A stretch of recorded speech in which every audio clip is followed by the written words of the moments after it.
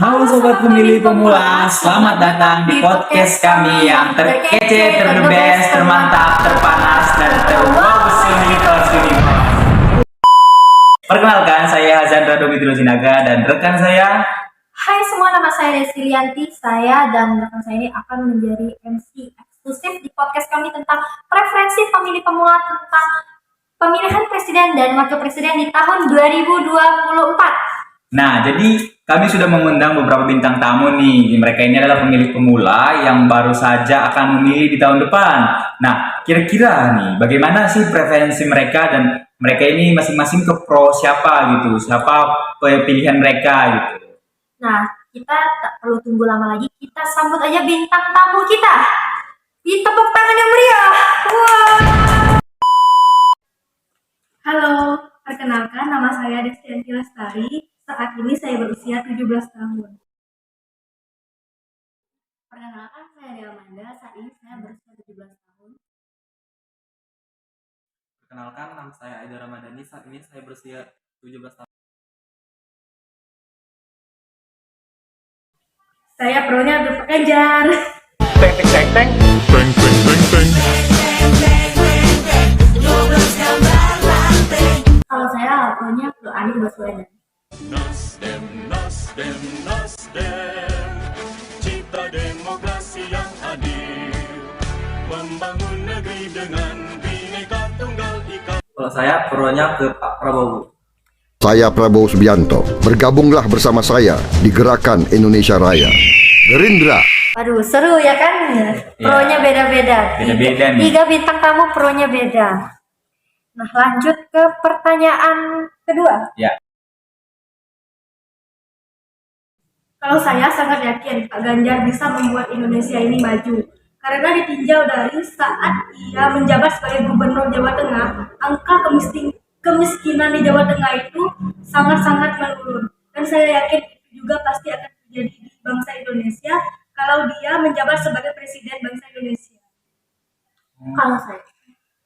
Kalau saya sangat yakin juga dengan Bapak Anies. Karena ditinjau dari pengalamannya menjadi gubernur di Jakarta, itu banyak pembangunan yang meningkat. Jadi menurut saya sih, ya di Indonesia pasti banyak pembangunan merata.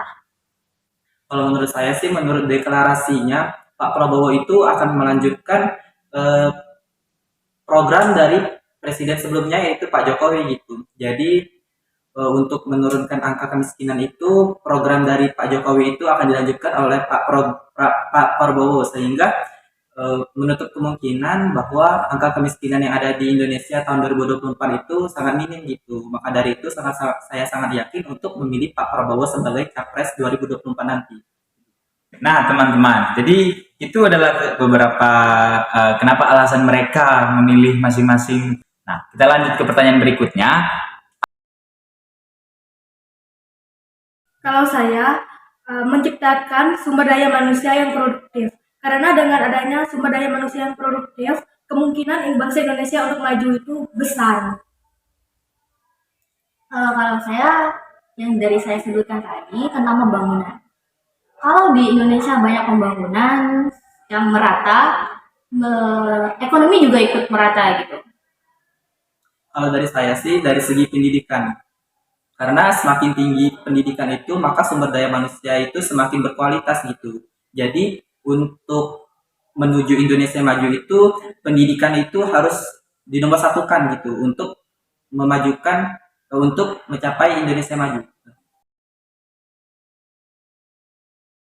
Kalau saya tentunya memiliki sifat kepemimpinan, sifat merakyat, komunikasi yang baik. Kalau menurut saya, yang pertama tidak memiliki sifat otoriter. Yang kedua tidak korupsi. Yang ketiga tidak memberi harapan palsu kepada rakyatnya. Visi-misinya ini, tapi ntar nggak dilakuin gitu. Kalau menurut saya itu memiliki jiwa kepemimpinan yang baik. Yang kedua itu lebih mementingkan negara dibandingkan urusan pribadinya gitu. Nah, saya punya pertanyaan. Apabila capres dan wacapres kalian yang kalian pegang nih tidak sesuai dengan ekspektasi kalian, tidak melakukan atau tidak menepati janjinya pada kalian, janjinya pada masyarakat ketika ia Mana tanggapan kalian Iya. hal tersebut terjadi begitu? Kalau saya kan berharap dengan Pak Ganjar memegang bangsa Indonesia ini, Indonesia akan maju. Dan apabila ketika dia sudah menjabat sebagai presiden bangsa Indonesia, ternyata Indonesia tetap gini-gini aja, saya sangat kecewa. Kalau saya sih, saya juga kecewa sebenarnya. Tapi ya mau gimana lagi, kita kan belum tahu ke depannya gimana. Jadi ya itu salah kita juga gitu, dan salah mereka juga. Jadi saya rasa ya nggak apa-apa lah. Cuman ya kecewa itu ada, tapi emang salah dari kita terlalu memberi harapan kepada orang. Kalau menurut saya sih dari harapan saya itu yaitu meningkatkan mutu pendidikan yang ada di Indonesia gitu. Apabila Pak Prabowo itu tidak sesuai dengan kinerjanya gitu, saya itu sama seperti teman rekan-rekan saya yang lain, saya juga memiliki rasa kecewa gitu terhadap kinerja dari Pak Prabowo apabila tidak sesuai dengan visi misi. Oh, berarti pastinya akan ada kekecewaan ya. Iya. pastinya. Nah, jika hal tersebut terjadi, apakah kalian tetap pro ke masing-masing pilihan atau gimana? Yang pastinya saya itu tetap pro dengan pilihan saya yang pertama yaitu Prabowo, karena saya itu memiliki pendirian teguh untuk pro terhadap Prabowo, melihat Presiden Prabowo itu lebih bagus daripada yang lain. Oh gitu.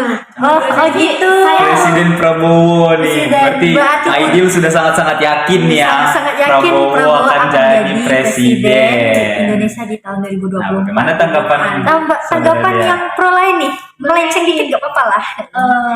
Lebih bagus Anies sih. Meskipun ya banyak netizen yang mau jadi Anies karena tidak kompeten gitu kan. Iya. Tapi meskipun tidak kompeten, tapi ham dia itu lebih bagus daripada Prabowo. Nah, Waduh, betul sih itu. Gimana? Yang pro Ganjar nih, angkat suara dong. Kalau saya Berani. akan tetap memilih Ganjar karena bagi saya Ganjar itu lebih bagus daripada Anies dan Prabowo. Ganjar bisa membangun Indonesia menjadi negara yang maju. Waduh, Gimana beda-beda nih? ya. Gimana Tapi nih? walaupun berbeda tidak boleh saling bermusuhan ya. Iya. Tetap sportif dalam mendukung pilihan masing-masing. Nah, selesai sudah perbincangan kami tentang preferensi pemilih pemula terhadap presiden dan wakil presiden pada hari ini. Kami minta maaf apabila ada salah penggunaan kata dan hal yang menyinggung beberapa pihak, untuk pihak di luar atau pihak apa? Podcast kami tutup dan kami akhiri dengan terima kasih. Dadah.